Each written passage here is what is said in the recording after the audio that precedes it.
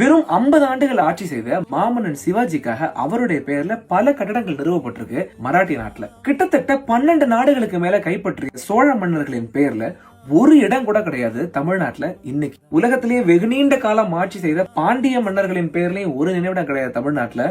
முதலாக கடல் வழி பயணத்தை கண்டுபிடித்த சோழர்கள் பெயர்லயும் ஒரு நினைவிடம் கூட கிடையாது. முந்தா நேத்து ஆண்ட பெரும் தலைவர்களுக்கு எல்லாம் சமாதி இருக்குது, அவங்க பேர்ல நினைவிடம் இருக்குது, நிறைய அலுவலகங்கள் அவங்க பேர்ல இருக்குது.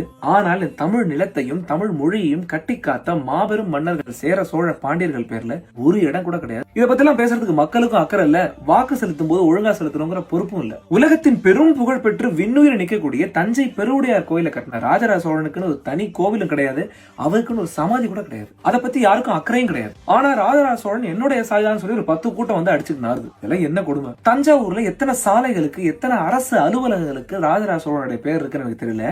அதே போல மதுரையில எத்தனை சாலைகளுக்கு எத்தனை அரசு அலுவலகங்களுக்கு பாண்டியர்களோட பேர் இருக்குன்னு எனக்கு தெரியல. தஞ்சை மதுரையில தான் இருக்கணுங்கிற கட்டாயம் உள்ள தமிழ்நாட்டுல எங்க வேணா இருக்கலாம். நம் மண்ணை ஆண்ட தமிழ் பேரரசர்களுடைய பெயர்களை நாடு முழுக்கவும் பயன்படுத்த இனியாவது குரல் கொடுங்க.